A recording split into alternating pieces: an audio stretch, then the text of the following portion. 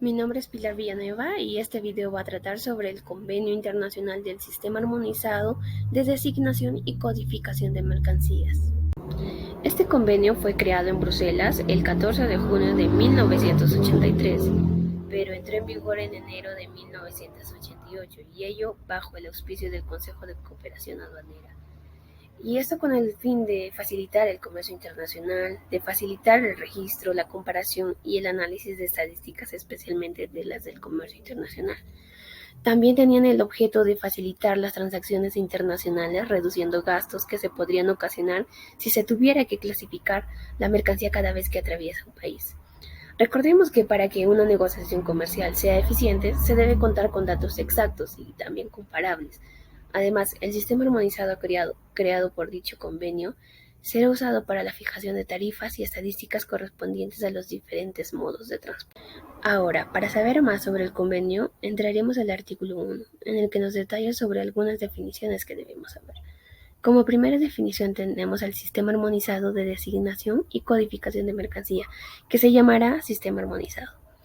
Esta nos da la nomenclatura de las mercancías, que comprende entre capítulos, partidas, subpartidas y los códigos numéricos. Nomenclatura arancelaria se refiere a la nomenclatura establecida según la legislación de una parte contratante para la percepción de los derechos arancelarios a la importación.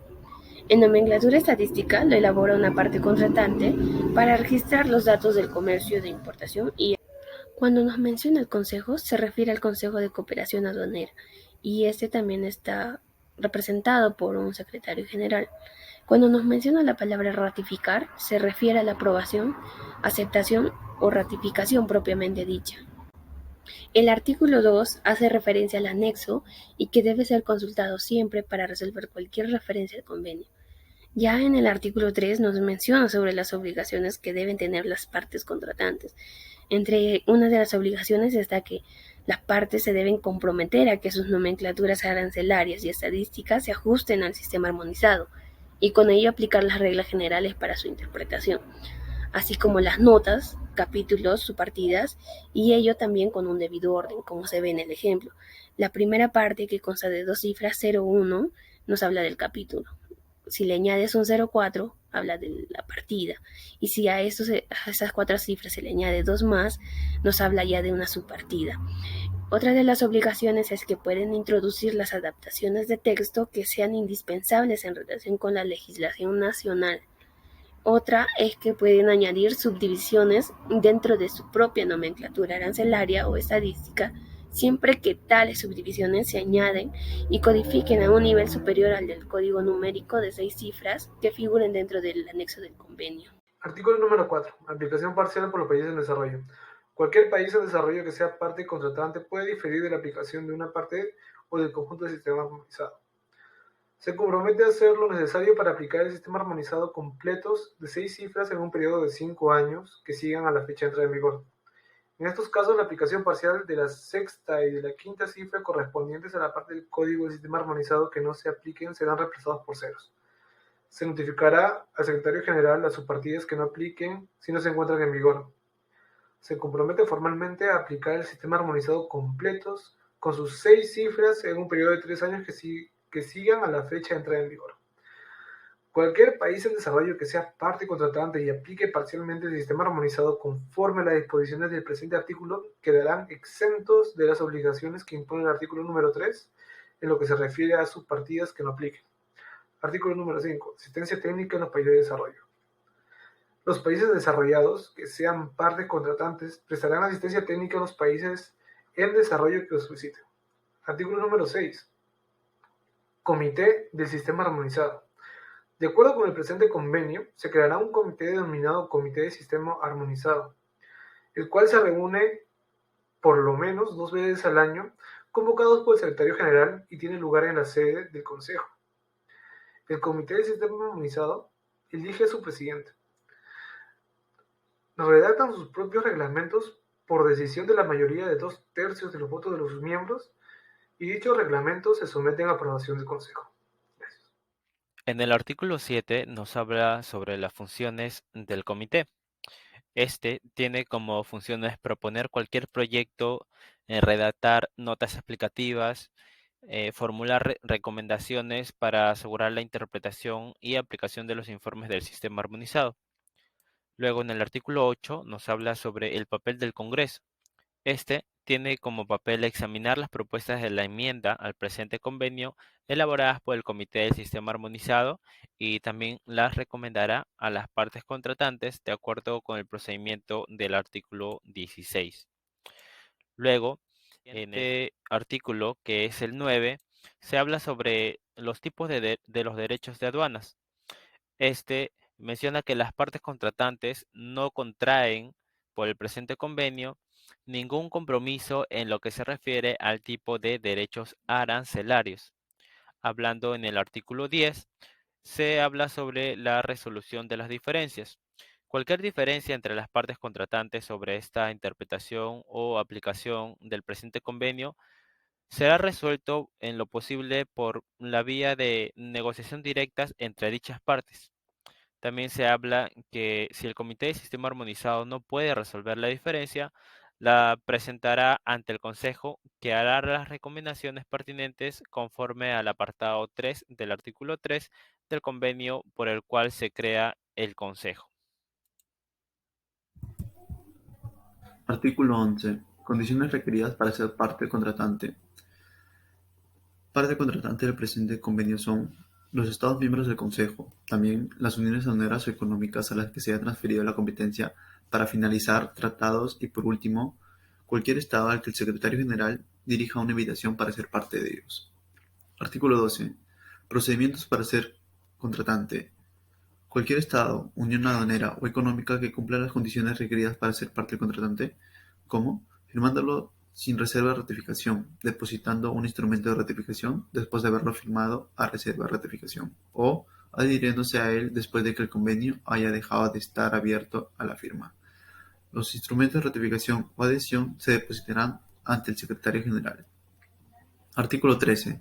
Entrada en vigor. El convenio entró en vigor el 1 de enero de 1987. Artículo 14. Aplicación por los territorios dependientes. Cuando un Estado llegue a ser parte contratante del presente convenio o posteriormente, podrá notificar al Secretario General que este convenio se extiende al conjunto o algunos de los territorios cuyas relaciones internacionales están a su cargo. También, el presente convenio dejará de ser aplicable al territorio designado en la fecha en la que las relaciones internacionales de dicho territorio dejen de estar bajo la responsabilidad de la parte contratante, o en cualquier fecha anterior que se notifique al Secretario General. Artículo 15. Denuncia. El presente convenio es de duración ilimitada. No obstante, cualquier parte contratante podrá denunciarlo y la denuncia surgirá a efectos en un año después de la recepción del instrumento de denuncia por el Secretario General, salvo que se fije en el mismo una fecha posterior. En el artículo 16 veremos el procedimiento de la enmienda. El Consejo podrá recomendar a las partes contratantes las enmiendas al presente convenio y cualquier parte contratante podrá notificar al Secretario General que formula una objeción a una enmienda recomendada. Asimismo, cualquier enmienda recomendada se considera aceptada a la expiración de un plazo de 6 meses contados desde la fecha en que el Secretario General haya notificado dicha enmienda. Con respecto a la entrada de vigor, las enmiendas aceptadas entrarán en vigor el 1 de enero del segundo año si es que la enmienda fue notificada antes del 1 de abril. En caso contrario, si fue notificada el 1 de abril o posteriormente, entrará en vigor el 1 de enero del tercer año, al año siguiente. Por último, debe entenderse que cualquier Estado o unión aduanera o económica que firme el presente convenio, sin reserva de ratificación, ha aceptado las enmiendas que en la fecha hayan entrado en vigor o que hayan sido aceptadas. Como siguiente artículo tenemos el 17, los derechos de las partes contratantes con respecto al sistema armonizado.